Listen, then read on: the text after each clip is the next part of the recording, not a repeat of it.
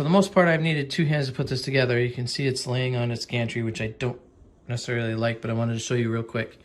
The cutout here in the extrusion, or the aluminum rail, I wanted to show you how it actually fits in as you tighten it.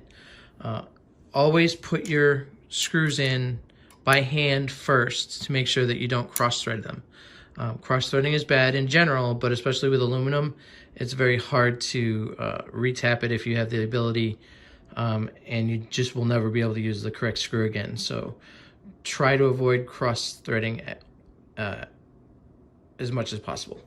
So I'm going to put this in on the screw here, and as I tighten it, you can see how it fits into that little cutout as I tighten it. I'm trying to keep it as steady as possible, which allows you to make sure that it's nice and square. And you don't have to torque it down too much, but you want to make sure that it doesn't come loose over time. And then tighten up the other screw on the inside or outside, depending on which one you did first. And then it should be good to go. So I wanted to make sure everyone saw that, just to show you. 1, it does work as far as lining things up, and 2, I recommend having 3 hands or possibly a helper. So up until this point, I've been using the tools that came with my Ep3 Pro, but I want to let everyone know that I didn't forget about the magic drawer that they put on the new CR-6. So I'll go over that now that I have the gantry up, and we can start actually putting things together and eventually start printing. So here's the drawer that they put in on the right hand side, and it's very neatly packed. You can see that the first thing on top here is a scraper. Hopefully you don't need a scraper, but it's nice that they added it. Nice little foam padding. So we got the scraper. We have a spanner, as it's called in some countries. We just call it a crescent wrench here in the US. So we have a 10mm and an 8mm side to this wrench. Okay, and then next to that, we have the nozzle cleaner, the filament poker, whatever you want to call it. It's got the nice little don't hurt yourself sponge on the end.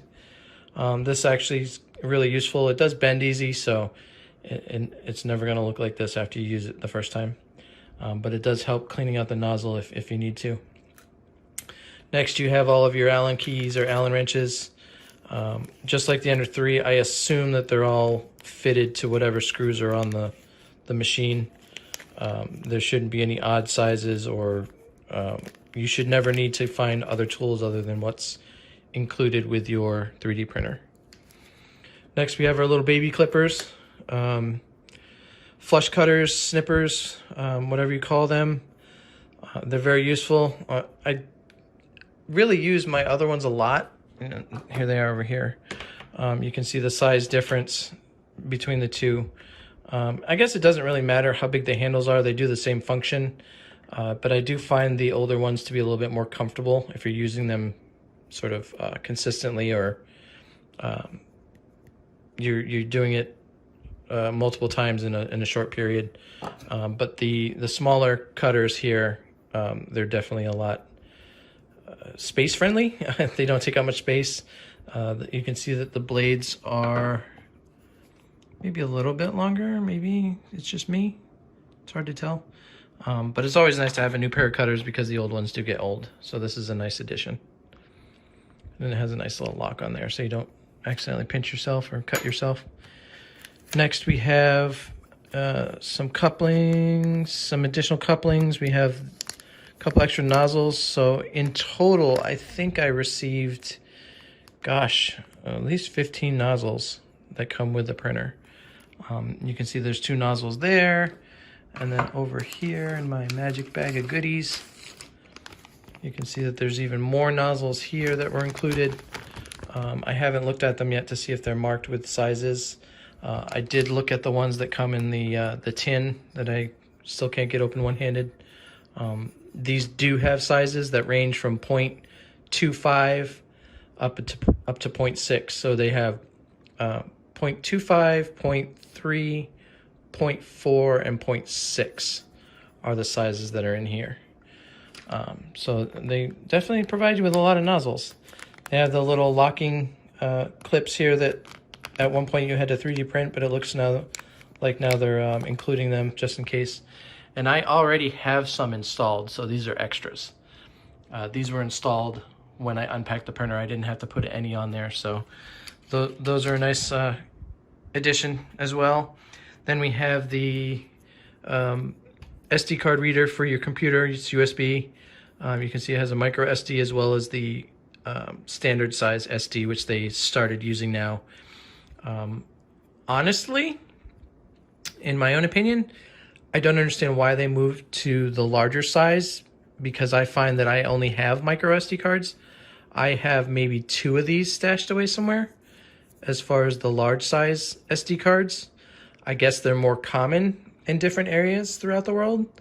Maybe it's just me, but these are not in my inventory, so I may or may not have to get a couple of these. But I've always used just one. I'll insert it and leave it in there, and then I'll never take it out unless I need to. Now, if I understand correctly, if you need to do firmware updates, you would actually use an SD card, so that might be a reason to buy different ones also. But we'll have to wait and see. And then the last thing here we have in our toolkit is another wrench, a socket wrench. It's the same size on both ends. It's hard to see. I think that's an 8, maybe a 6. But this is for the nozzle. And the reason I know that is because I took the nozzle off the CR-6 with my Ender 3 Pro wrench and it slipped. So let that be a warning to you that if you do decide to use other tools than what comes with the printer, be aware that it may not be the exact size, because when I tried to use the wrench, it slipped once. And the nozzles being brass, I did not want to strip them. So I immediately stopped using these particular wrenches that came with the Ender 3 Pro, and I broke out this particular wrench for the nozzle specifically. And it came out without any issues. I didn't have a problem. It was tightened really, really well at the factory. But once I was able to get it off, it wasn't a problem. So you can see here that it would go up this way if you are slowly loosening it and tightening it, or if you're doing that last torque down, you're gonna put it this way, and then you'd have a little bit more leverage. Speaking of the nozzle, while I'm pointing at it real quick, I did notice that they included a silicone sock, but what I found really nice about this is that they conformed it better to the nozzle, the heated, I guess it's called the heat block, because that's where the actual heating element goes in.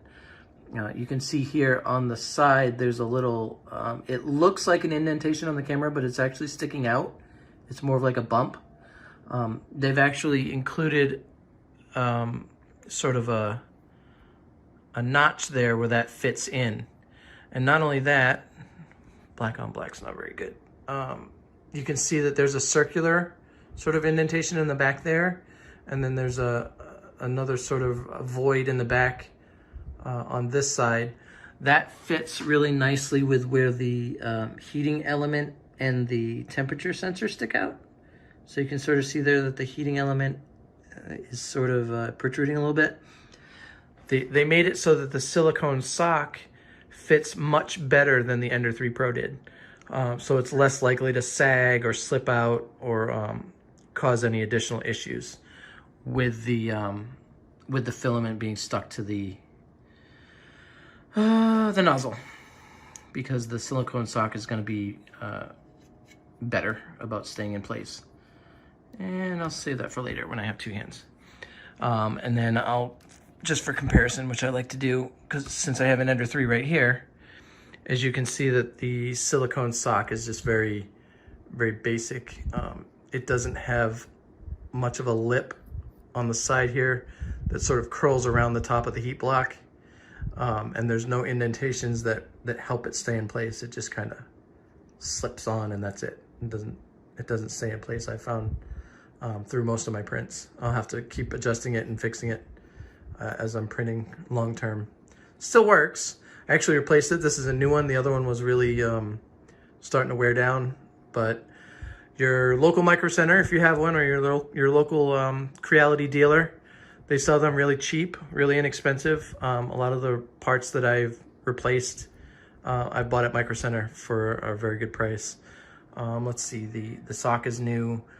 The part cooling fan is new. I actually bought a new Bowden tube. The glass bed was from Creality, or excuse me, from Micro Center. And so there's a lot of replacement parts, at least at my local Micro Center. The last thing I want to point out about this drawer that they included, which I'm assuming is intentional, but I don't know how well they work. There's magnets on the end. So maybe if you lose a screw, or you know, you want to hold it in place a little better, it's hard to see within the actual drawer whether or not there's corresponding magnets to hold in the drawer. Oh, I guess so. That answers that question. So if you push it slowly, the magnets will grab as they get close to the back. And you can see how it just kind of slipped in. So that's nice. That's an interesting addition. So if you happen to tilt or move around the printer, the drawer doesn't slide out as easily. It does have a little bit of hold to it, so it doesn't just slip out. You can actually see there, it wants to pull it back in.